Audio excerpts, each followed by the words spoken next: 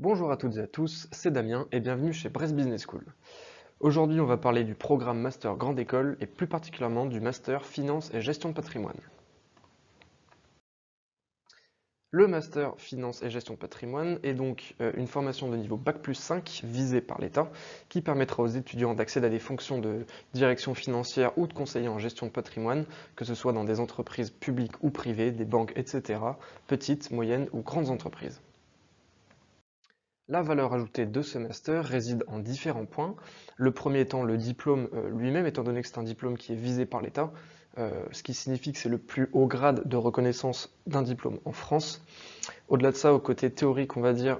ce qui est bien, c'est que cette formation va vous apporter une vision périphérique, une vision à 360 degrés sur on va dire, les incontournables, les compétences à acquérir lorsque l'on est en gestion de patrimoine. Cela va se faire par le biais des professeurs et des intervenants professionnels qui vont venir vous enseigner toutes ces méthodes de gestion de patrimoine afin de dispenser d'une formation d'excellence au niveau des techniques financières. Également, la pédagogie, elle va être très importante là-dedans parce que c'est une pédagogie tournée en mode projet et également tournée au cœur, vraiment au cœur de l'entreprise, c'est-à-dire par des travaux de groupe, par des cas appliqués, etc. Et ce qui va également vous apporter une triple compétence, que ce soit au niveau de la fiscalité, de l'économie et du financement, au niveau du comportement commercial. Le Master Finance et Gestion de Patrimoine va donc être là pour former des managers de haut niveau, destinés après à intégrer des petites, moyennes ou grandes entreprises liées aux institutions financières, etc. Ça va également former des spécialistes au conseil de leurs clients, vraiment à l'écoute de leurs clients, parce que c'est important aussi d'avoir une certaine aisance relationnelle dans ce type d'activité. Et un des points également très importants, c'est que ça va permettre d'acquérir des compétences techniques financières, fiscales et commerciales vraiment très approfondies, suivant les segments de métier, ainsi que des capacités de management et des connaissances évolutives grâce à un programme qui est professionnalisant de par le fait justement que ce soit des professeurs permanents de l'école, ainsi que des intervenants qui viennent vous enseigner. Au niveau maintenant des objectifs du programme, il y en a plusieurs. Donc, dans un premier temps, ça va être d'ouvrir des perspectives professionnelles qui sont assez diversifiées dans tous les métiers, dans tous les corps de métier relatifs à la finance. Également favoriser le développement d'une carrière internationale. L'international est un point très important. C'est d'ailleurs pour ça que la dernière année se fait 100% en anglais.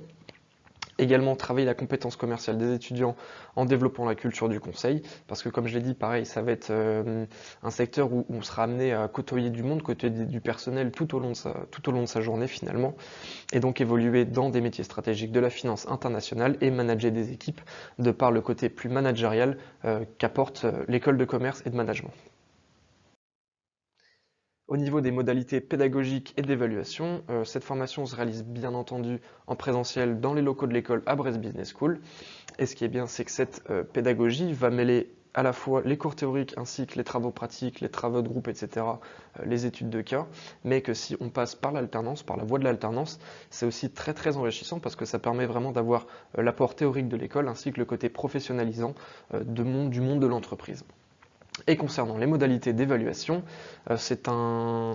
sont des modalités, on va dire, assez classiques dans le sens où ça va être du contrôle continu tout au long de l'année, ainsi que des partiels à valider en fin de semestre pour valider les modules et les crédits.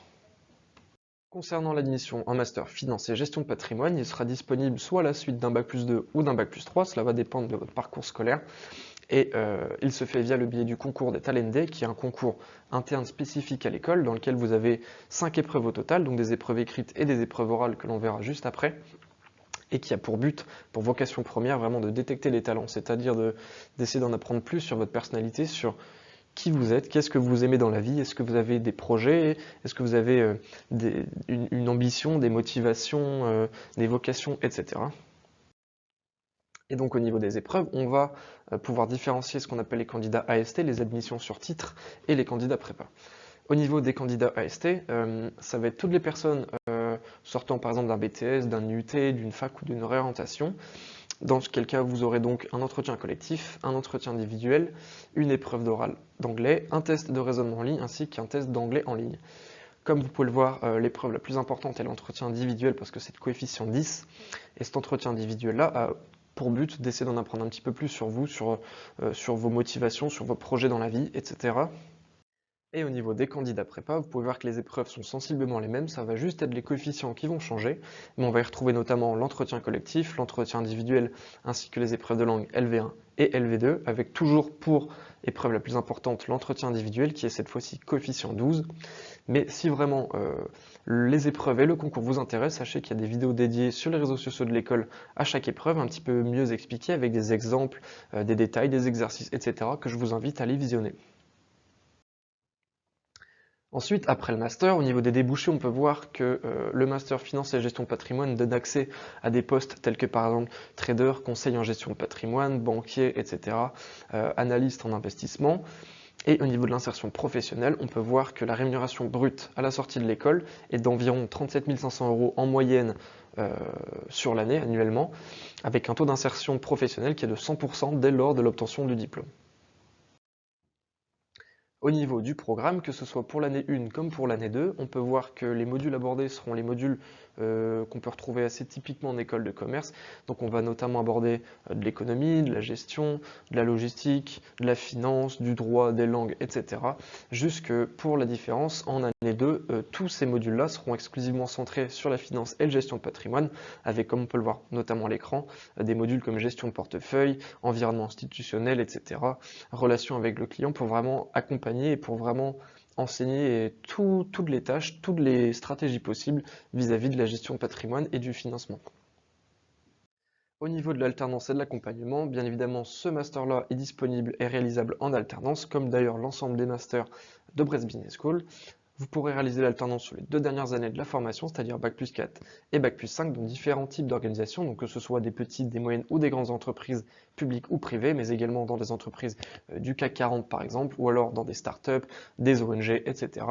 Et pour ce faire, vous allez bénéficier également de ce qu'on appelle le Talent Development Center, qui est un réseau interne de l'école qui va être là pour que vous puissiez bénéficier d'aide et d'accompagnement, de conseils lors de votre recherche de stage, d'alternance, d'entreprise, etc. Donc que ce soit par des conseils sur l'organisation d'un CV, sur l'organisation d'une lettre de motivation, pour vraiment aborder les entreprises sous un bon angle pour savoir comment impacter auprès des entreprises. Et voilà, cette vidéo est à présent terminée, j'espère qu'elle vous aura plu, j'espère également que ça vous aura permis d'en apprendre un petit peu plus sur le master en finance et gestion de patrimoine. Si c'est le cas, n'hésitez pas à nous le faire savoir et à visionner les autres vidéos traitant des autres masters de Brest Business School. Également, si vous avez la moindre question, n'hésitez pas à nous contacter soit par mail, soit par téléphone aux coordonnées qui sont à l'écran ci-dessous. Moi, je vous dis à très bientôt pour une nouvelle vidéo. C'était Damien.